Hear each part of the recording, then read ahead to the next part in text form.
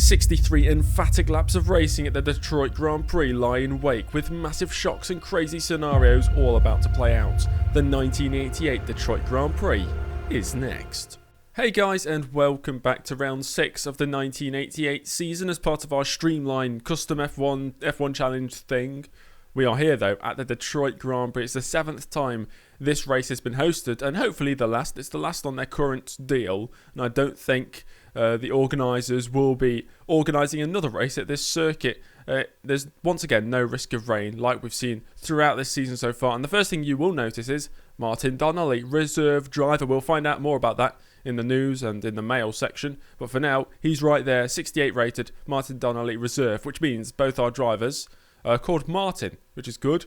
McLaren lead the way in the Constructors' Championship pretty dominantly so far. That's what we expected coming into this season. We thought Ferrari winning the final 2 races of 87 might have stood a chance, and currently they're in second place, just ahead of Lotus, who are kind of a one-man team. Benetton, best of the rest so far. Martin Brundle, we know, isn't that happy at the team, and there's a bit more about that in the mail section, so stay tuned for that. But Martin Donnelly comes in on a 6-month contract up until January 1989. He's got high morale and he's happy to be given a chance, which is all good. So let's have a look at the news for the 1988 Detroit Grand Prix. Nigel Mansell's crash in Canada didn't seem to cause lasting damage at the time, but further inspection revealed Mansell suffered heavy bruising around his ribs and will miss the Detroit Grand Prix. Reserve driver Jean-Louis Schlesser steps in. Senna was apparently furious with his McLaren team after being ordered to allow Prost through in Canada. Senna was under the impression that a difference in strategy was the reason for the switch. Martin Brundle is reportedly set to leave Streamline at the end of 1988 after being unhappy with the car's performance and reliability. Zaxby's engineers have been hard at work with a boost to the overall power of their engine coming for Detroit. Eurobrun have been working on a new rear wing that will debut here, and Scuderia Italia continue their upgrades with a new rear wing, as well as shaving off a huge amount of weight from their car. That Scuderia Italia / Dallara upgrade is massive. They've jumped all the way up to 70 overall, and that means Streamline still 17th out of 18. We will see another upgrade come for the Streamline team later on in the season, maybe by round 8 or round 9, which will be sadly our final upgrade of the year, and we'll be working hard on the 1989 car. So lots of you voted on which reserve drivers we should try to hire. The top 3 were Mika Häkkinen, John Alesi and Martin Donnelly, and they've all replied here in the mail. So from Mika Häkkinen, who I think is only very young at this point in British F3, he says, "I really do appreciate the offer for the reserve role at your team. However, I believe it is too early in my career to be taking on a role such as that. I was watching the Canadian Grand Prix over the weekend and it was devastating to see Mr. Brundle's retirement late on.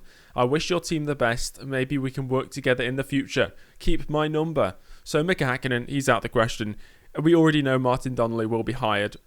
This is what Martin had to say. "Barry has sent over the contract and I am thrilled to say that I accept. I'd love to begin work with your team as soon as possible, and I hope this is the start of a great and long relationship between us. I am sure me and my fellow Martin, Brundle, will get on great, and I am here to support the team in any way I can." That's great. That's great news. Martin Donnelly on board then. However, not great news from Martin Brundle. He says, "I am happy we did have this short time to work together, and I am sure that in the future this team will be successful. However, I only have a finite amount of years to achieve the success I want in this sport, and I believe it is best that we part ways at the end of the season. I will honour the length of my contract and continue to give you 110% every race. I wish you the best of luck in the future." Well, it clearly wasn't going to work. He was way too big for our team. He's 81 overall and our team is 65 overall based on the car. So there's a massive disparity there between the two. It's just a shame that we couldn't keep the driver happy, but that's how it goes sometimes. Now, Jean Alesi got in touch with us, replying to our offer for him to be a reserve driver. He says, "Thank you for the offer, but I believe it is against my best interests to enter into reserve driver role with your team at this time. My ambition means I'm looking for a full-time role. I hear you are expanding to a 2-car team for 1989, and I would love to be considered for a drive. Add me to the shortlist." So Alesi not interested in reserve racing. he wants a full-time role. So we'll keep him on the shortlist for next year's first or second driver. Next year, I'm hoping to have one main driver and then one pay driver to bring some money into the team. And speaking of money coming into the team, sponsorship. You guys have been suggesting sponsors every single race, which is great. I've been adding them to a big list.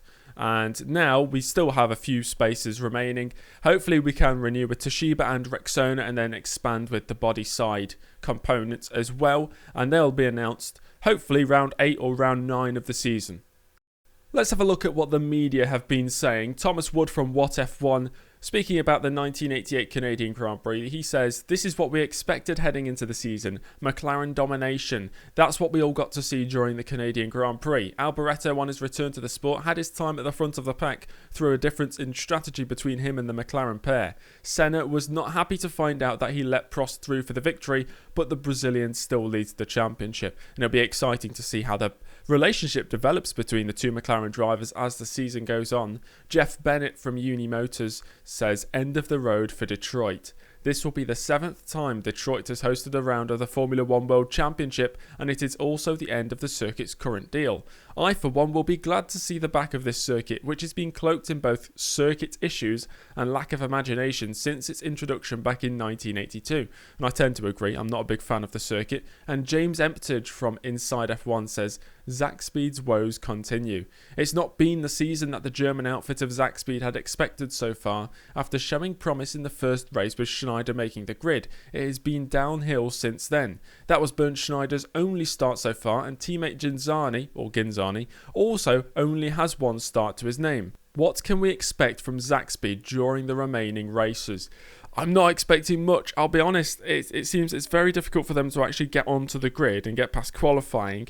The best chance they've got is if drivers suffer, dare I say, injuries or big crashes during those qualifying sessions. And speaking of qualifying sessions, let's have a look at what happened in pre-qualifying for the Detroit Grand Prix.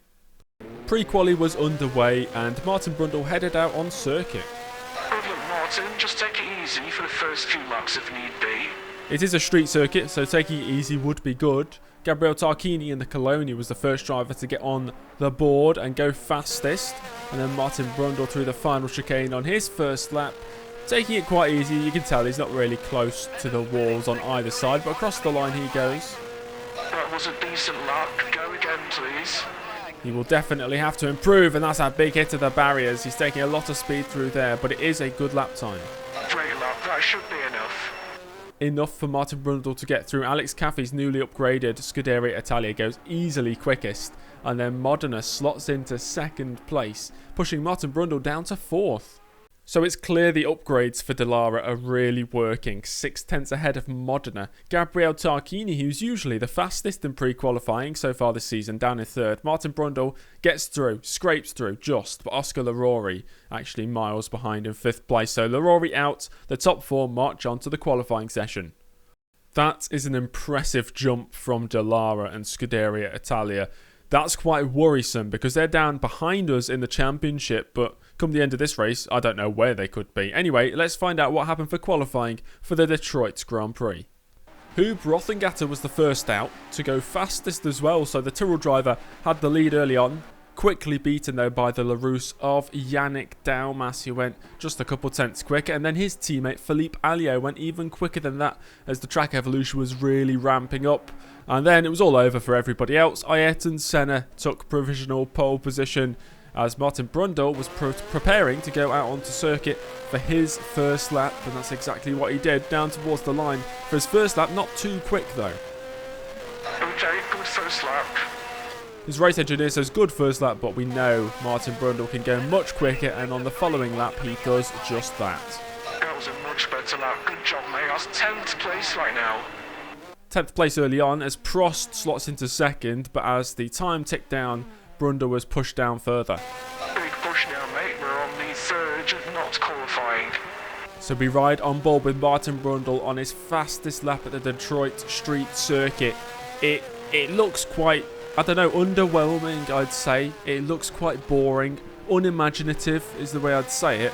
But it holds some sort of respect in Formula One. It was just there, wasn't it, in the 1980s. And here we are in 1988. This is the final time, hopefully, we'll see this circuit It's not planned to be on the calendar for next year as their current deal has run out. This will be the 7th and hopefully final time we see this track on the calendar. Through the first timing zone though, Brundle is actually down by 2/1000ths of a second on his previous fastest lap. A lot of these corners are just left-right chicanes, and it's easy to get lost in where you actually are on the circuit. We've just seen a left-right chicane, now we've seen another left-right chicane. They're basically identical. It's very unimaginative, as I've said.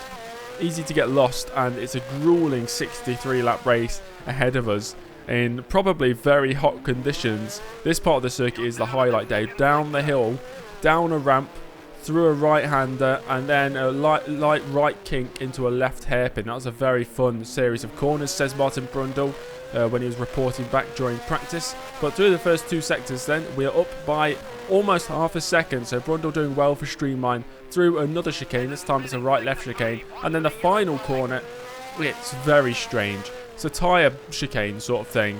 Through the final corner though, a left-right-left down towards the line. Martin Brundle's time is a 1:37.8.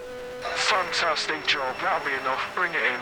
That will be enough. And Ayrton Senna, he wasn't happy with his first lap. He went out and went even quicker to claim pole. And now it is the moment we've all been waiting for. It's time, guys. Enjoy. It's the 1988 Detroit Grand Prix.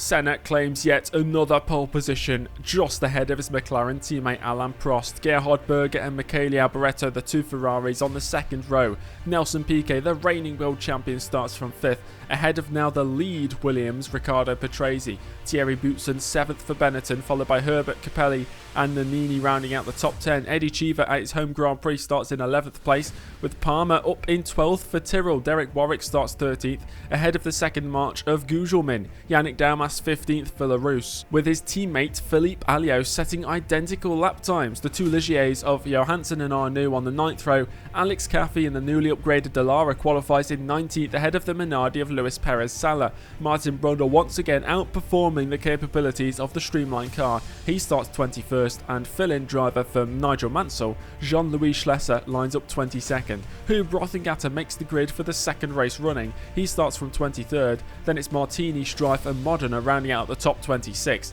That means the Acela of Larini, the 2 Zack-Speeds of Schneider and Genzani, and the Coloni of Gabriele Tarquini miss out on the race.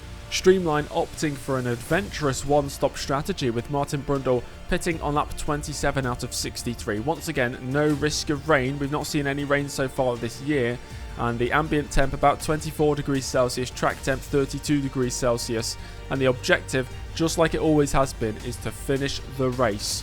Well, there's only one more thing to do, and that's go racing. The 1988 Detroit Grand Prix is next. This will be a long, tough race, so try your best, Martin. Good luck. And here we are on the grid, awaiting the lights. There they are, the revs rise, and we are underway for the 1988 Detroit Grand Prix. Perez Sala on the inside, getting a great start. Alex Caffey struggling off the line. Martin Brundle opts for the outside line into turn 1, the left-hand hairpin. Up the inside goes Perez Sala of about 2 drivers, one of them being the Ligier of Johansson. Alex Caffey holding on to that 20th place, a top 20. That's very valuable here early on. And 21st for Martin Brundle. Make that 20th. Could it be 19th? Could he side up the inside of Johansson into this turn 2 right-hander? Not quite. Great start, mate. A good start by Brundle, and by the end of lap 1, start lap 2, Senna's got such a massive lead over the competition. Senna is running away with this so far. He seems unbeatable today. Prost in second place, Alboreto and Berger 3rd and 4th as they were on the grid. Piquet in 5th, and Patrese, the final driver, in the points as it stands. We'll look down further. Ivan Capelli for the March in 10th place. Eddie Cheever at his home Grand Prix in 11th. The only American, I believe, actually on the grid. And Martin Brundle, he'll be happy to be in the top 20 right now. He's had 2 finishes so far this season of 13th place and 13th place at the moment. Lap 3, Senna really pulling away from the competition. He seems oh no, he's not unbeatable at all. He's into the wall. Senna out of the race. The Brazilian out from the lead of this Grand Prix. Yellow flag, yellow flag. And there's more yellow flags. That's Felipe Alio. He must have been caught up in Senna's incident as well. So Alio will fall down to the back of the grid. As here now is Prost leading the way. As we're on lap 4, Alan Prost in the McLaren in the lead of this one. It's been gifted to him from Senna's incompetence. But he's into the pits. I think he's got an issue. And that means Gerhard Berger and Michele Alboreto lead the race. It's a Ferrari 1-2 on lap 5. It's all kicking off. The McLarens absolutely distraught with that. What in the world happened?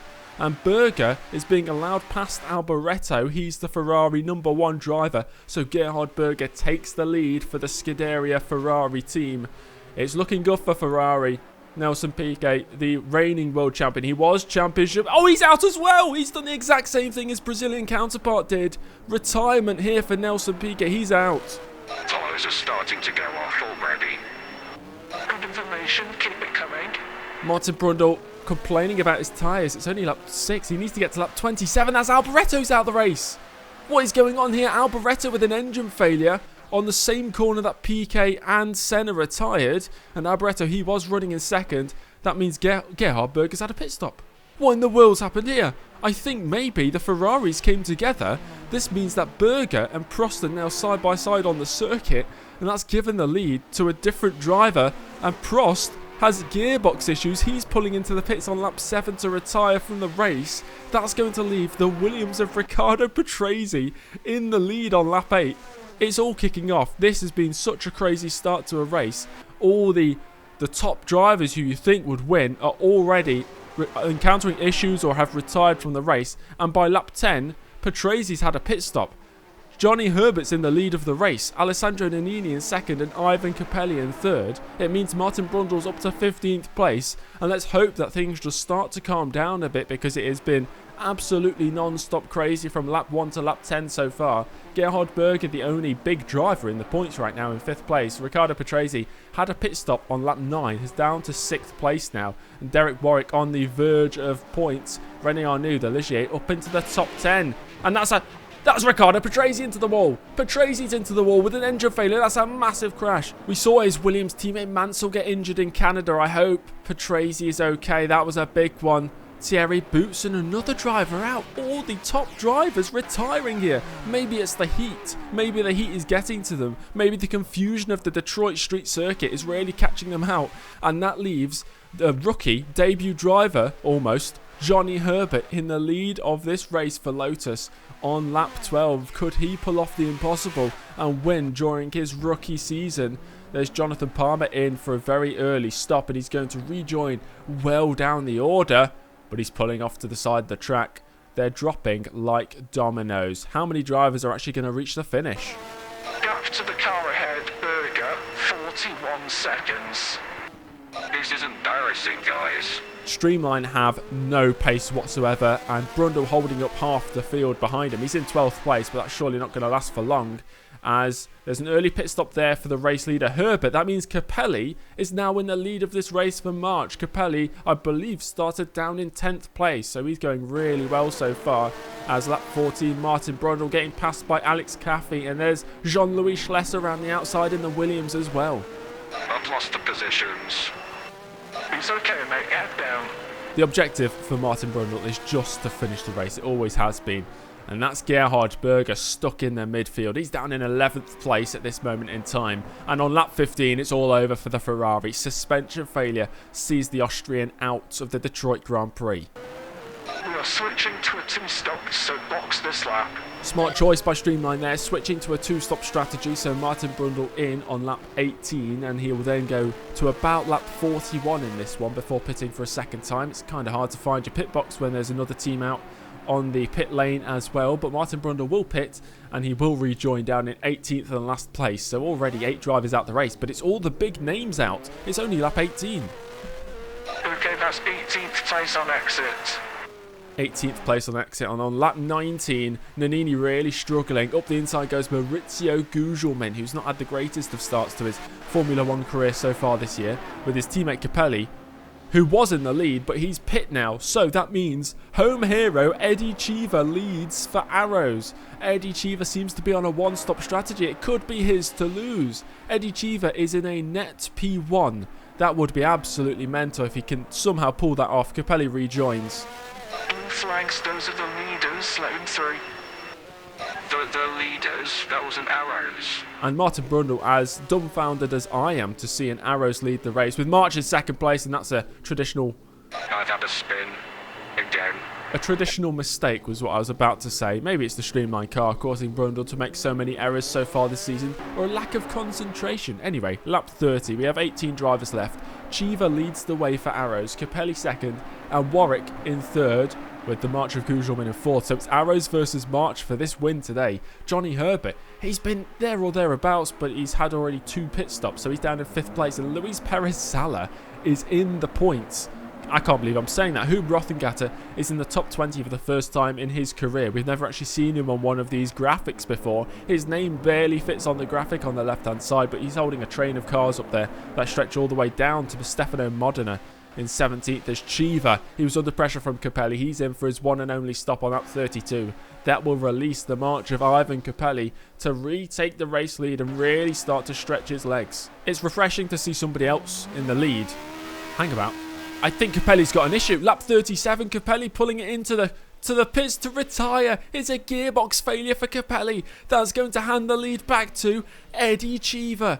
The home hero, the home favourite, the American driver at the Detroit Grand Prix leads the way on lap 38. And he does not need to pit again. He's in a net P1 and he can take it all the way to the checkered flag on lap 63 if he's able to. Stefan Johansson, though, he won't be making the checkered flag. Engine failure there at the top of the hill and he's out of the race. Johansson, he wasn't running in the points anyway. I think he was at the back end of the top 10, but he's out of this one.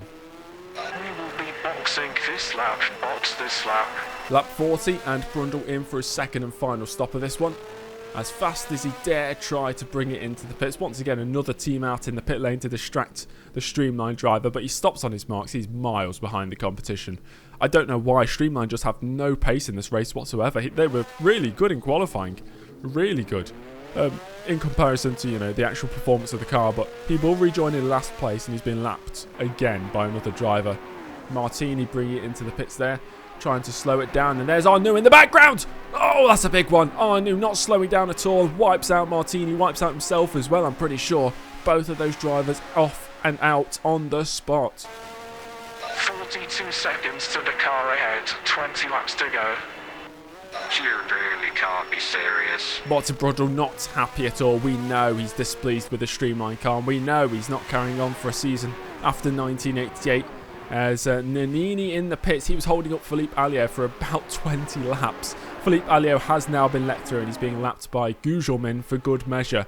As we head on to lap 50, only 14 drivers left in this crazy Detroit Grand Prix, and Eddie Cheever leads an Arrows 1-2 with Derek Warwick in second. Maurizio Gugelmin could be about to claim a podium in his debut season ahead of Johnny Herbert, who's also enjoying his debut season in Formula 1. Luis Perez Sala runs in 5th, and Yannick Dalmas means there's a LaRousse in the points. Alex Caffey in the upgraded Scuderia Italia in the top 10 in 8th place. And we've not even mentioned Jean-Louis Schlesser filling in for Nigel Mansell today.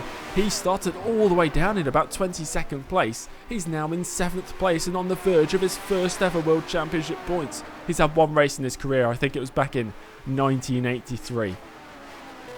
Is there any point in me racing to the finish? Martin, head down please, mate. You never want to hear that from a driver, debating whether he should finish the race. He really should. This is the battle for 3rd place with 10 laps to go. It's so hard to pass at this circuit. It's a street circuit, so the characteristics make it hard to overtake, but Gugelmin doing a great job holding off the much faster Lotus of Johnny Herbert. Hopefully he can keep that up to lap 63 in the checkered flag, as on lap 55 it's another mistake. Same corner there for Martin Brundle. For f***'s sake, it's happened again. Language, Martin, language.